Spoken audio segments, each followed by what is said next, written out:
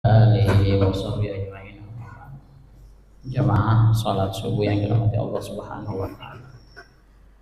Pada kultum terdahulu saya sempat menyampaikan terkait dengan konsep persahabatan ya antara seorang hamba dengan Al-Qur'anul Karim.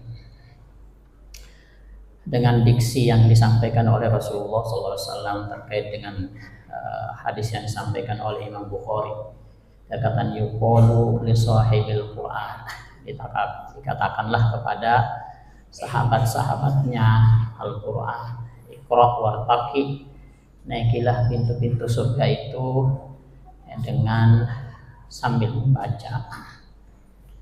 Ya, warattil kama turattilu fid dunya, bacalah dengan tartil sesuai dengan hukum-hukum tajwidnya sebagaimana kamu diperintahkan untuk membacanya sesuai dengan hukum-hukum tajwidnya di dunia ya. Fa inna manzilataka inda akhirih taqra'u, maka tempat kamu dari tingkatan-tingkatan surga itu adalah terletak pada akhir daripada yang kamu baca. Dari konsep persahabatan tersebut maka bisa jadi bahwa kontrak persahabatan itu adalah di bulan Ramadan ini. Seseorang yang memiliki intensitas interaksi ta'amulnya dengan Al-Quran, ya maka ini adalah puncak-puncak daripada interaksi kita, sehingga boleh jadi bahwa ini adalah bagian daripada komitmen kita, bentuk perjanjian kita untuk membangun sebuah persahabatan antara diri kita dengan Al-Quran, yang pada akhirnya insya Allah mudah-mudahan pada bulan Syawal, Dzulqa'dah, Dzulhijjah, Muharram dan seterusnya, maka persahabatan itu akan terus ada. Dan persahabatan itu juga tidak sulit-sulit amat, adalah sebuah interaksi yang paling mudah, yang paling awal daripada kewajiban interaksi kita dengan Al-Quran, yaitu adalah iqra, baca. Ya, iqra'ul Quran fa innahu yati yaumal qiyamah syafi'an li ashabi. Ya, jadi perintahnya itu adalah membaca. Ya. Karena membaca itu adalah sebuah ibadah. Sehingga tidak tepat kalau ada yang mengatakan percuma aja kamu baca-baca Quran kalau kamu nggak ngerti maksudnya apa. Kalau baca koran berbahasa Arab iya. Karena membaca koran itu tidak bernilai ibadah, hanya informasi saja. Memang harus mengerti. Tetapi Al-Quran tidak, bukan hanya sekedar bahwa dia adalah harus dimengerti. Mengerti adalah tahapan yang harus kita lalui, karena itu bagian daripada kewajiban kita terhadap Al-Quran, membacanya, memahaminya, mentadabburinya, mengamalkannya dan mendakwakannya.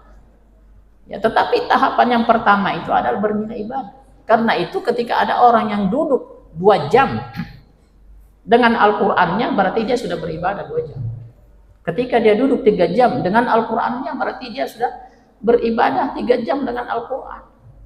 Kalau kita berdiri pada soft daripada sholat kita ini adalah sebuah ibadah, ketika kita menahan diri dari lapar, haus, dan berpuasa itu adalah ibadah, maka membaca Al-Quran adalah merupakan sebuah ibadah. Dan Al-Quran ini Bapak Ibu Allah Subhanahu wa taala adalah sebuah basyirah wa nazirah. Dia sebagai pemberi informasi yang menggembirakan dan mengingatkan sebagaimana hukum kehidupan kita. Hukum kehidupan kita Allah Subhanahu wa taala menerapkan dalam kehidupan kita itu ada sanksi, kemudian ada penghargaan. Orang yang taat kepada Allah dan tidak bermaksiat maka dimasukkan ke dalam surganya Allah Subhanahu wa taala. Kemudian orang yang durhaka kepada Allah dia akan dimasukkan neraka. Itu adalah hukum yang mutlak. Dan itu pula yang kita terapkan dalam kehidupan kita ketika kita membina anak kita, anak yang bandel ya kita marahi, kita berikan sanksi, dan yang nurut, yang taat ya kita berikan sebuah penghargaan. Sudah hukum mutlak dalam kehidupan kita seperti itu. Karena itu jangan salah ketika ada orang yang memilih jalan di mana dia tidak mengikat kontrak dengan Al-Quran, adalah mereka yang melupakan. Dalam surat Toha juga Allah Subhanahu wa taala katakan, A'udzubillahi minasyaitonirrajim. Qala rabbi lima hasyartani a'ma wa qad kuntu basira. Wahai Tuhan kamu, kenapa engkau bangkitkan aku dari kubur ini dalam keadaan buta, padahal saya di dunia itu melek. Orang yang melek aja ketika itu merupakan kesengsaraan yang luar biasa ketika menghadapi pengadilan Allah Subhanahu wa taala. Bisa dibayangkan ketika kita dibangkitkan dalam keadaan buta dan kita tidak pernah merasakan bagaimana itu buta. Di saat kita membutuhkan melek yang luar biasa, pandangan yang jelas, sudah sulitnya, sudah sengsaranya seperti itu, bagaimana ketika kita dibangkitkan dalam keadaan buta? Tapi kata Allah, wa kadzalika atatka ayatuna fanasitaha. Bukankah aku dulu mendatangkan yang seharusnya menjadi sahabat kamu itu? Kamu jadikan dia sebagai teman, sahabat, bukan hanya sekedar teman, tapi dia adalah sahabat. Kemudian engkau lupa, kau melalaikannya. Wa kadzalikal yauma tunsa. Maka taulah kamu bahwa hari ini engkau yang dilupakan.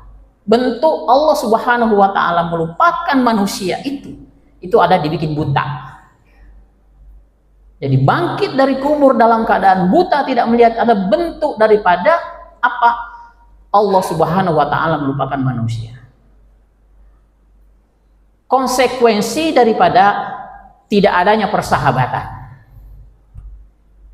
Karena yang dimaksud oleh Allah Subhanahu wa taala, wa kadzalika atatka ayatuna, dan taulah kami ketika saya mendatangkan untukmu Al-Qur'an itu yang harusnya menjadi sahabatmu itu, kau lupa, melupakan, mencampakkan, tidak membacanya, maka hari ini engkau dilupakan.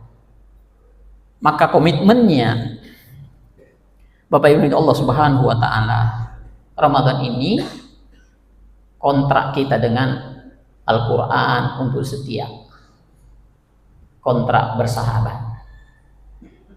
Telah kita berinteraksi berapa juz, mungkin ada yang sudah menghatamkan, santam sekali, akan memberikan sebuah efek, sebuah perjanjian seharusnya, persahabatan yang panjang, yang langgeng, yang pada akhirnya akan menjadi sebuah persahabatan yang abadi, dan dia akan menjemput kita di tempat penantian di mana dia akan menjadi syafaat, dia akan membantu, dia akan menolong, dia akan membimbing kita sehingga tidak ada kesedihan di dalam sakratul maut kita, karena kita yakin kita akan dijemput dan dibawa oleh sahabat kita dengan penuh kebahagiaan. Akhirul kalam, assalamualaikum warahmatullahi wabarakatuh.